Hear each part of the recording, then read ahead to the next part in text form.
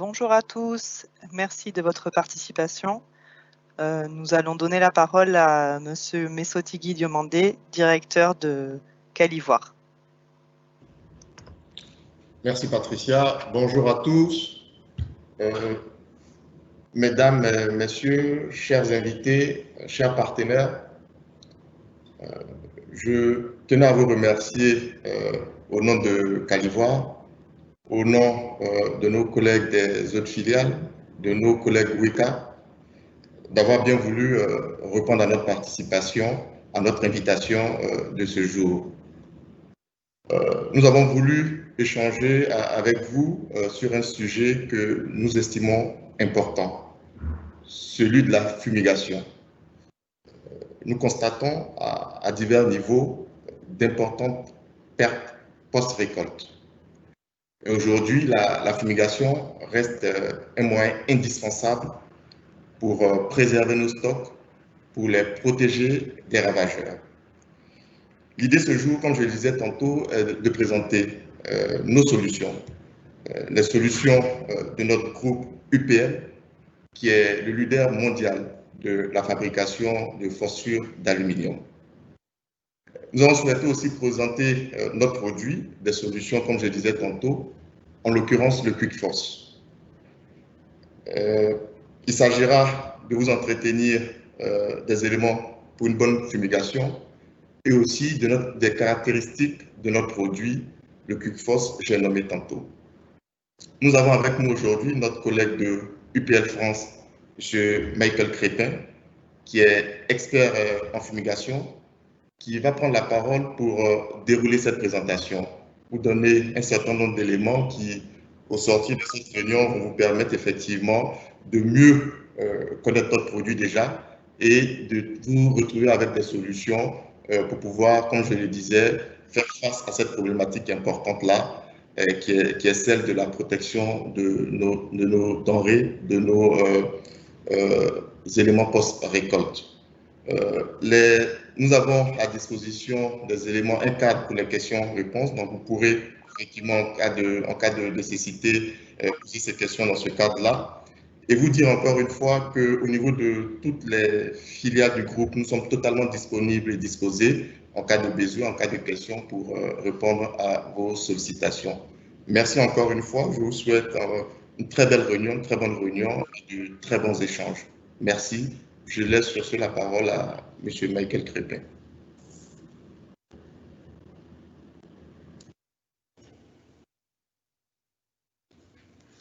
Bonjour à tout le monde. Donc, je me présente, Michael Crépin. Je suis responsable technique marketing et vente chez UPL. Je suis basé en France. J'ai en charge 28 pays européens et le nord de l'Afrique. Et j'ai une expérience de plus de 12 ans dans la fumigation sur les applications, que ce soit en France, mais aussi à l'étranger, sur diverses techniques et diverses structures. Donc aujourd'hui, je vais vous faire la présentation sur le QuickForce, donc produit homologué en Afrique, mais aussi homologué en Europe et dans divers pays mondiaux. Donc, nous sommes là pour discuter des bonnes pratiques d'application qui en découlent une bonne fumigation. Donc, le produit en question est le QuickFos 560 FT. Si jamais vous avez des questions, elles peuvent être posées via le chat et nous y répondrons à la fin du webinaire. Donc, diapositive suivante.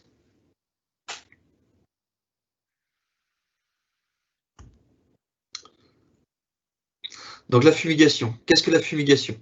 C'est une opération consistant à introduire un gaz ou une substance donnant naissance à un gaz dans l'atmosphère d'une enceinte, partiellement ou totalement fermée, en vue d'y détruire des organismes vivants dits nuisibles. Aujourd'hui, nous utilisons le QuickFos, qui est un générateur de phosphine. Les pertes post-récolte peuvent impacter drastiquement la sécurité alimentaire. Les solutions post-récolte d'UPL ont permis de sauver des centaines de tonnes de nourriture au niveau mondial et le produit est reconnu parmi les plus efficaces pour les traitements des denrées. Donc, quelles denrées traitées en zone Afrique? Il y en a diverses, principalement les céréales, le cacao. On peut traiter aussi le bois. Voilà, la fumigation, c'est quelque chose de très ouvert. On peut traiter énormément de choses. Voilà, toujours en vue de détruire les nuisibles et de protéger du coup les denrées alimentaires. Suivant. Alors, quelle structure pour la fumigation? Comme je le disais tout à l'heure, la fumigation peut être faite dans diverses enceintes, que ce soit des fumigations de stockage en sac, en vrac, des fumigations de silos, de cales de navire, de conteneurs ou des chambres de fumigation. Et sûrement encore bien d'autres à venir. Donc le phosphure d'aluminium, aujourd'hui, c'est ce qui compose le QuickFos comprimé. Il est composé à 56% d'aluminium. Il réagit avec la présence d'eau dans l'air, d'accord? C'est ce qu'on appelle l'hydrolyse, et on obtient de l'hydroxyde et de la phosphine, qui est un gaz très dangereux. Dès que le produit rentre en contact avec l'air, il commence à réagir. Il y a augmentation du poids de la décomposition. C'est ce qu'on va retrouver, comme sur la photo, en forme de poudre. Il va rester les phosphures d'aluminium et la paraffine. C'est ce qui enveloppe le comprimé. Au vu des conditions que vous avez en Afrique, effectivement, la décomposition des pilules est beaucoup plus rapide qu'en Europe. La phosphine peut être aussi produite avec le phosphore de magnésium, qui est du coup un autre alliage et qui a l'avantage de réagir beaucoup plus vite que l'aluminium. A contrario, il est un peu plus cher. Aujourd'hui, comme formulation, on est sur des comprimés, donc ils sont de 3 grammes et qui relâchent 1 gramme de phosphine. Suivant. Alors, dosage. La quantité de produit dépend du volume à traiter et non du poids. C'est-à-dire qu'on traitera toujours un volume, que ce soit un silo, un stockage, ou voilà, c'est toujours un volume qu'on traite et non pas une quantité ou un poids. Par exemple, comme on peut le voir sur les silos, que le silo soit vide, presque vide, hein, bien sûr, qu'il soit à moitié ou rempli, le dosage sera toujours le même. Le standard international pour les résidus de phosphine dans la nourriture est de 0,1 mg par kilo. Ça fait 0,05 ppm. Ça, c'est valable pour les céréales brutes, comme on peut dire, la farine, les pâtes, et ainsi de suite. Pour tout ce qui est café, thé, tabac, on est sur du 0,01 mg. Suivant. La fumigation optimale. Alors, quels sont les enjeux? Ça ne doit pas modifier la denrée à traiter. D'accord? Elle doit rester comme elle était avant le traitement de fumigation. Il ne doit pas y avoir de résidus qui puissent être dangereux pour le process ou pour le consommateur final. Elle doit détruire tous les ravageurs dans tous les endroits les plus inaccessibles. Et elle doit aussi toucher tous les stades de développement des ravageurs, c'est-à-dire les œufs, les larves, les pupes et les adultes. Aujourd'hui, la phosphine est le fumigant répondant à toutes ces exigences. Risque et sécurité. Alors, la phosphine est un gaz, d'accord? Donc, c'est un fumigant qui va libérer un gaz dit mortel. Il est souvent associé à un gaz utilisé pendant la Seconde Guerre mondiale, dans le sens où ça reste un produit très dangereux, dit mortel. On dit mortel pour les insectes, mais aussi mortel pour toute forme respirante, dont l'homme. Aujourd'hui, en cas de forte intoxication, il n'y a pas d'antidote. Voilà. Il est inflammable, toxique et dangereux pour l'environnement aquatique. Bien entendu, les personnes utilisant sont formées et il est important de prendre toutes les précautions à sa manipulation. Le petit point négatif du pH 3, c'est qu'il est corrosif à certains métaux. C'est-à-dire qu'il va attaquer tous les éléments constitués de cuivre, d'or ou d'argent. Donc, l'exemple qu'on pourrait prendre, c'est en cas de fumigation dans un silo, c'est de bien protéger tous les circuits électriques. Voilà. L'autre point important, si pas de monitoring, pas de fumigation. Donc, le monitoring, c'est le suivi de l'évolution de la fumigation tout au long de l'opération. Cela permet d'avoir un contrôle total de l'évolution de la fumigation, de voir les éventuelles fuites, les éventuels problèmes rencontrés. C'est-à-dire que si vous ne faites pas de monitoring, à aucun moment vous pouvez déterminer si vous avez une perte de gaz ou si vous avez un autre problème qui pourrait subvenir pendant l'opération. Le fait d'effectuer un monitoring permet de suivre l'évolution et de pouvoir réagir au bon moment. Les exigences liées à la fumigation. Alors, les fumigateurs doivent être agréés par le ministère de l'Agriculture et travailler en binôme. On est sur un produit dangereux. C'est-à-dire qu'une personne qui est agréée a passé la formation pour utiliser le produit et est capable de l'utiliser correctement. Le fait de travailler en binôme, c'est que c'est un produit très dangereux. Et que si demain, on a un accident ou un incident, quand on est seul, malheureusement, il n'y a personne pour nous assister ou nous aider. Le fait d'être deux, on est toujours en sécurité, si je puis dire. Le fumigateur, avant toute opération, doit d'abord calculer le volume à traiter pour définir la quantité d'ALP nécessaire. Quand un produit est ouvert, il doit être utilisé le plus rapidement possible. Quand je dis rapidement, c'est-à-dire quelques jours. Ouvrir une bouteille de Quickfoss et la laisser pendant 1 an, non seulement ça rend le produit moins efficace, et en plus, c'est peut-être dangereux. Bon, pendant toute opération de fumigation, il faut délimiter une zone, c'est-à-dire une distance, un périmètre de sécurité tout autour de l'enceinte fumigée, afin de prévenir les gens qu'il y a une enceinte qui est sous fumigation. Et le périmètre de sécurité permet à toute personne non autorisée à rentrer dans l'enceinte ou dans ce périmètre de leur dire qu'il y a un danger et qu'ils ne peuvent pénétrer dans cette zone. Bien sûr, il faut être équipé de matériel de détection, donc tels que les bandelets de détection de phosphine, les tubes de détection de phosphine ou les détecteurs électroniques de phosphine. Ces appareils ont plusieurs emplois, donc ils permettent de détecter une présence de pH 3, mais aussi, pourquoi pas, faire du monitoring. C'est-à-dire que pendant l'opération, ils vont vous avertir s'il y a un danger, pendant l'application aussi, et pourquoi pas une fuite de gaz dans le périmètre que vous aurez déterminé. À la ventilation, ils permettent aussi de vérifier que votre marchandise est bien ventilée.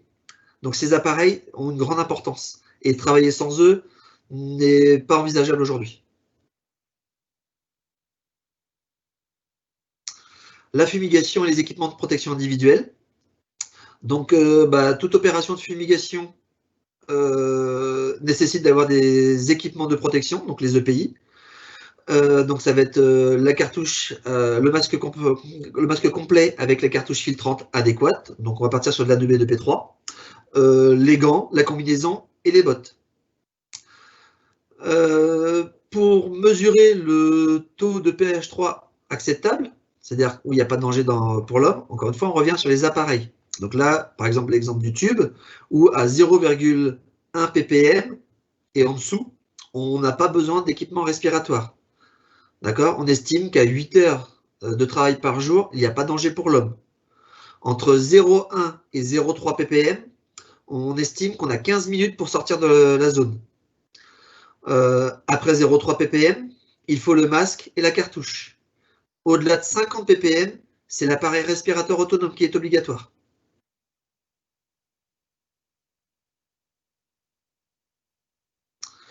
Comment réaliser une bonne fumigation? Alors, toute bonne fumigation commence déjà par l'inspection physique de la zone ou de la structure qui doit être fumigée. Ça permet de vérifier s'il y a besoin de faire une étanchéité, de déterminer le volume à traiter, voilà, de bien vérifier l'application du fumigant dans la structure. Donc, une structure n'est pas la même qu'une autre, hein. Par exemple, un silo n'est pas un silo, un navire n'est pas un navire, et effectivement, en fonction des denrées, l'application du fumigant peut être différente. Le monitoring durant la fumigation, comme j'en ai parlé tout à l'heure, est très important. Et à la fin de l'opération, l'aération et la ventilation, ce qu'on appelle le dégazage. Afin d'éliminer toute trace de pH3 dans la marchandise et de libérer cette marchandise pour la remettre au client. Et bien sûr, l'élimination adéquate des résidus de fumigation. Là, on a une petite photo avec un appareil. Cet équipement permet de suivre la concentration en pH3 en 3 points répartis dans la structure traitée. C'est-à-dire qu'il y a des tubings qui passent dans la structure qui est sous fumigation, qui sont reliés à l'appareil. Et là, on est capable de voir à divers points quelle concentration il y a exactement dans cette structure.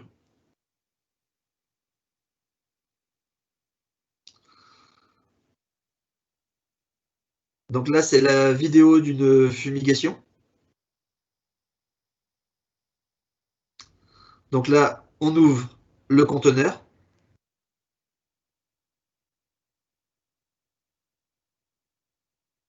Donc c'est un conteneur basique, hein, où on voit les ouïes. Donc là, il va bien falloir les étanchéifier. Donc avec du scotch, hein, un adhésif imperméable, ça fait l'affaire. On délimite la zone à traiter, voilà, pour empêcher toute personne de rentrer dans cette zone. On s'équipe des équipements de sécurité adéquats. Et bien sûr, on met une affiche de sécurité reprenant la zone de danger, le gaz utilisé, la date de fumigation et la date de ventilation. Donc la personne, on s'équipe bien de ces EPI. Voilà, on ouvre la bouteille et on applique la quantité désirée. On referme la porte du conteneur et on scelle le conteneur. Important. Voilà. Et si nécessaire, on étanchéifie les joints de porte. Voilà. Et là, on vérifie bien qu'il n'y a pas de fuite.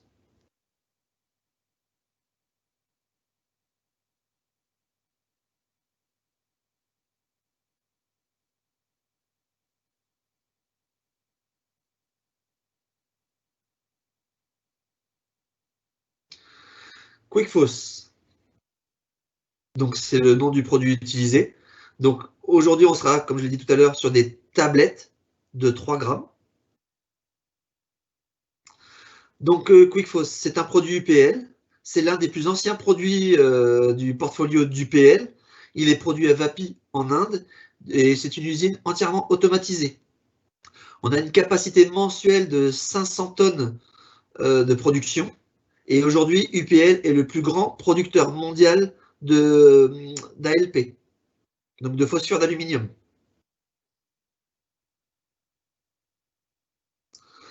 Donc le produit est composé à 56% de phosphore d'aluminium. Le gaz utilisé, c'est du phosphore d'hydrogène. On est sur des comprimés de 3 grammes. Et effectivement, la cible, ce sont des ravageurs des stocks. Voilà. Donc aujourd'hui, QuickFoss, c'est un nom reconnu dans toute l'Europe, d'accord, et dans certains pays internationaux, autres que l'Europe. UPL est parmi les 2 seules sociétés de phosphore d'aluminium homologuées, d'accord, je dis bien homologuées en Europe, Donc il y a UPL et Détia de Guesch. UPL a investi 7,4 millions d'euros dans la partie réglementaire pour renouveler et étendre l'usage en Europe de ce produit sur toutes les denrées à traiter. Le produit qui soit utilisé en France, en Allemagne, en Espagne, en Finlande ou au Nigeria ou au Cameroun, voilà, le produit il est le même. Il vient des mêmes usines, il a la même composition. Et tout ça, on est très réglementé ou sous diverses normes avec des certifications ISO, OSAS, voilà.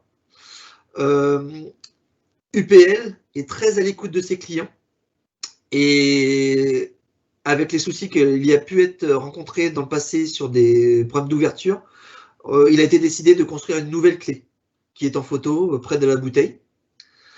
Et cette nouvelle clé permet une ouverture plus facile.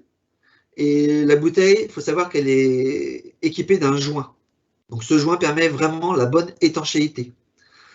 Un gros avantage qu'a le QuickFoss face à ses concurrents, son principal concurrent, c'est que le produit a moins de poussière à l'intérieur. C'est-à-dire que quand vous allez appliquer les comprimés, vous serez moins exposé aux poussières qu'il pourrait y avoir dans les bouteilles.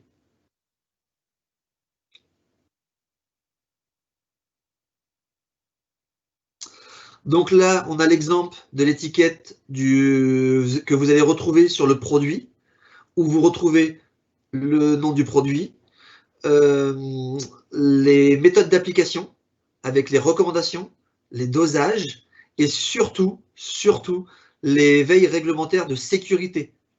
C'est-à-dire le périmètre de sécurité, la personne doit être certifiée, travailler en binôme avec les bons EPI et les bons appareils.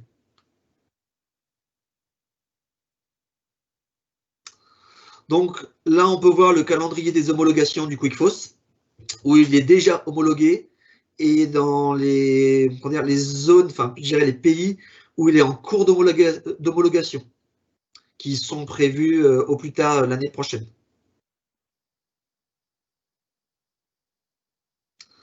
Donc les alternatives aux comprimés.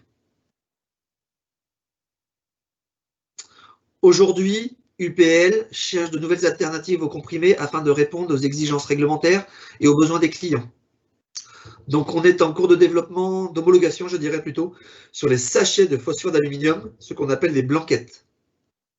Donc la composition est la même que pour les comprimés, c'est-à-dire 560 grammes par kilo d'ingrédients actifs. L'usage est principalement pour les insectes dans les grains stockés. L'avantage aussi de ces bags, c'est qu'il peut être en contact direct avec la denrée alimentaire, puisqu'il n'y a pas de, le produit est contenu dans les sachets, comme on peut le voir sur la photo en blanc. L'usage qui sera autorisé sera de 15 grammes de produit par mètre cube. À titre d'exemple, 1 gramme, une blanquette traite 113 mètres cubes. Donc à 15 grammes, on traite 7,5 mètres cubes. Le conditionnement, ce sont des blanquettes de 3,4 kg chacune, contenant 100 sacs de 34 grammes et qui sont conditionnés dans des fûts métalliques de 13,6 kg. Donc c'est-à-dire que dans un fût, vous avez 4 blanquettes.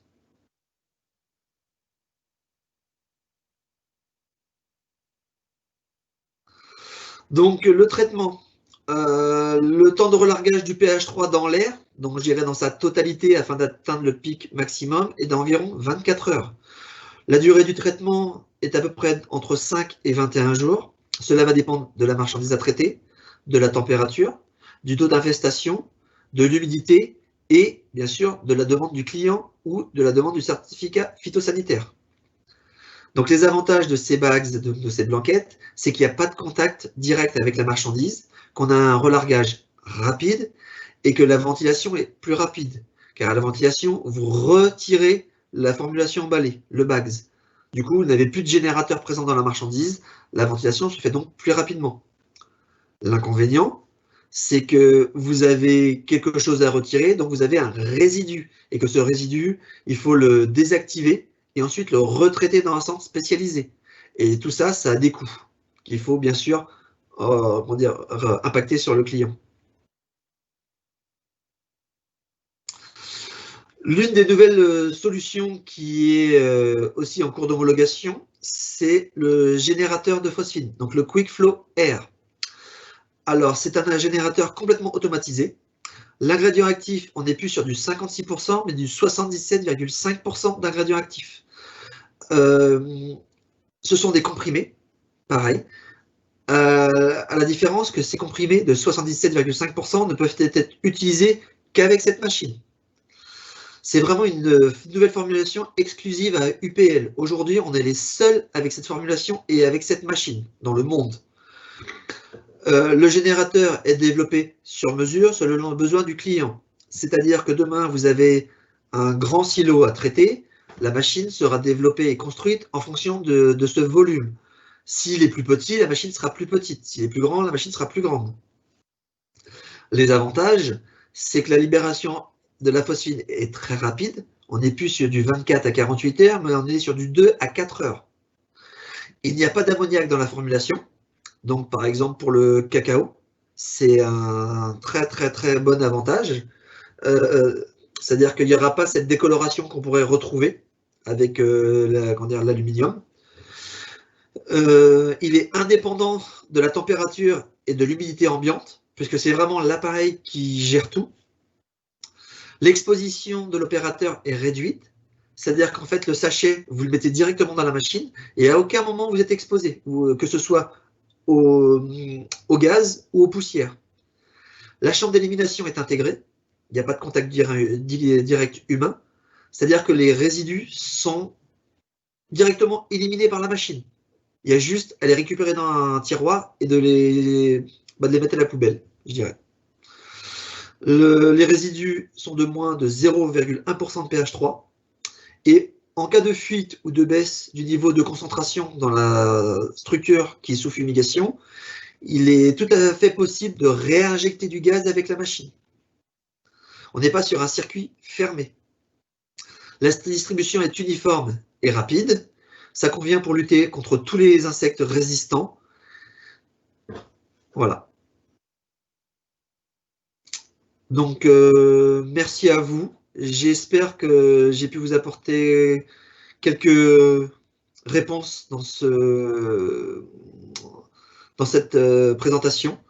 Et si jamais vous avez des questions, je suis ouvert pour répondre à vos réponses, enfin à vos questions.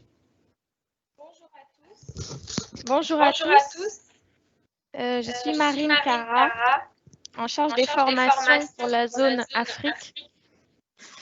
Merci beaucoup d'avoir pu suivre cette présentation qui vous a été proposée aujourd'hui autour de la fumigation et du QuickFOS. Nous allons maintenant pouvoir passer aux questions-réponses. Michael, donc je te fais part de la première question. Existe-t-il réellement un produit pouvant éliminer les œufs des ravageurs dans les denrées alimentaires? Alors, aujourd'hui, le QuickFOS, oui, tue les œufs. Selon les dernières études qui ont été menées par UPL, oui, ça tue les œufs et d'ailleurs, le produit est homologué comme ça. Hein. La condition, c'est qu'il faut respecter le dosage et le temps d'application. C'est-à-dire que pour tuer les œufs, il faut un dosage de 15 grammes mètre cube de produit minimum pendant le temps adéquat, soit de l'insecte, soit de la marchandise à traiter.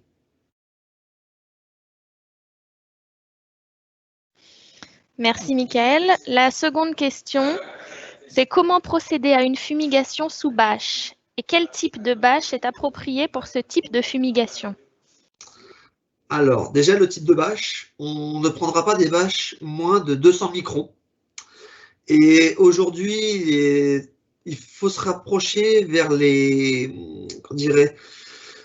fabricants de bâches pour les stockers, qui eux sont capables de fabriquer, de fournir des bâches étanches au gaz, donc qui ne laissent pas passer l'air, mais ni l'humidité. D'accord?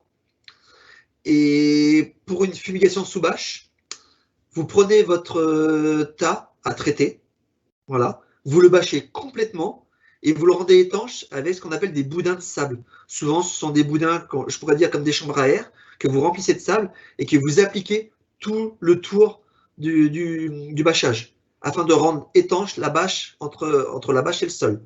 La condition aussi, c'est que le sol soit étanche, c'est-à-dire un béton tassé, voire peint. Et si jamais voilà, si le sol n'est pas étanche, il faut le rendre étanche avec une bâche avant de mettre la marchandise dessus.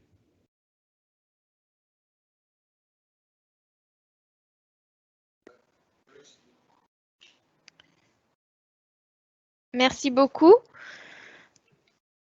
La question qui suit, le produit peut être utilisé. Est-ce que le produit peut être utilisé pour traiter les céréales? Si oui, combien de temps avant consommation?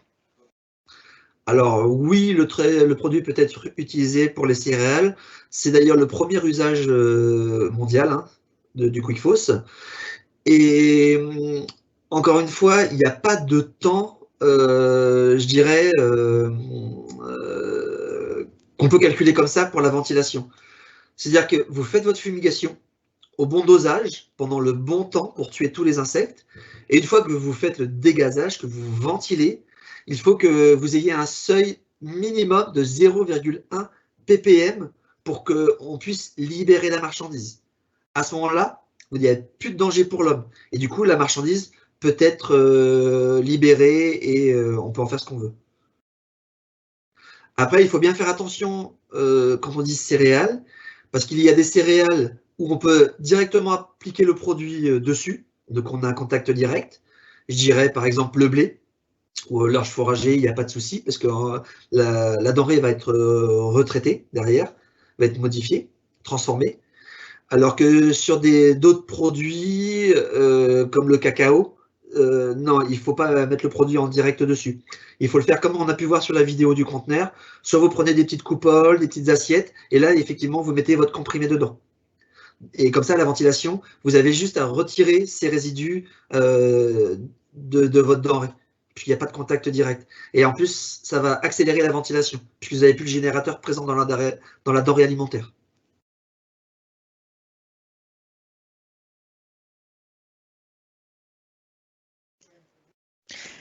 Question suivante. La clé servant à l'ouverture de l'emballage est-elle incluse dans le package carton?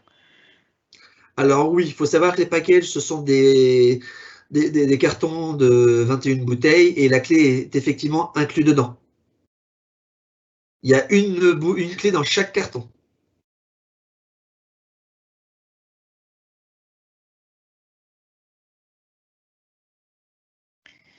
Merci beaucoup. Je pense qu'on a répondu aux questions reçues. Il en reste une. Après l'opération de fumigation, comment procéder pour se débarrasser du déchet de fumigation? Alors, la poudre obtenue après décomposition. Alors, déjà, une chose aussi, donc je vais répondre à cette question, mais surtout cette poudre ne doit jamais être transportée dans un véhicule fermé, d'accord? Elle doit être transportée dans un fût, pareil qui ne doit pas être scellé, mais j'irais dans une remorque, voilà, à l'air libre, pour éviter justement que si vous mettez cette poudre dans un fût, qu'il y ait cette réaction de pression et qu'il y ait ce risque d'explosion, d'accord? Il ne faut pas oublier qu'on est sur un gaz dangereux et explosif. Donc, il doit être transporté vraiment dans un fût de préférence métallique, mais pourquoi pas en PVC, et surtout à l'air libre, donc dans une remorque. Ensuite, pour l'élimination, on l'élimine dans de l'eau et du détergent à 2%. Voilà, détergent, ça peut être du liquide vaisselle. Et on y va petit par petit, c'est-à-dire qu'on ne met pas 5 kg, par exemple, dans de l'eau comme ça. Moi, je préconise souvent d'avoir des grands fûts de 50 à 100 litres, donc avec du détergent et de l'eau. Et là, on met 1 kg par 1 kg pour désactiver cette poudre.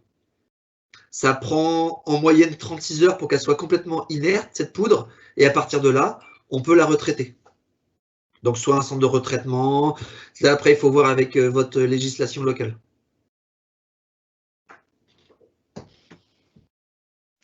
Merci, Michael. Je tenais aussi à vous informer que l'enregistrement de cette formation et des questions-réponses sera publié sur les différents sites Facebook des filiales UPL de la zone WECA. Donc, vous pourrez revisionner le support qui vous a été présenté et tout le déroulé de la présentation. Pour ce qui est du produit QuickFOS, où le trouver? Donc, ce sont dans les filiales UPL de la zone Calivoire et les filiales du Mali, du Togo, du Bénin, etc., que vous pouvez trouver le QuickFOS, ainsi que les EPI conseillés.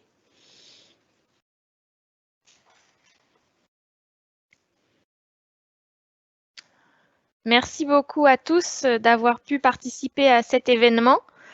Nous espérons avoir répondu à vos attentes, à vos interrogations. N'hésitez pas à revenir vers nous dans les différentes filiales. Nous sommes disponibles et répondrons au mieux à vos besoins. Donc, merci beaucoup. Merci à tous. Merci Mickaël, merci Marine, merci à tous. Bonne journée, au revoir. Au revoir.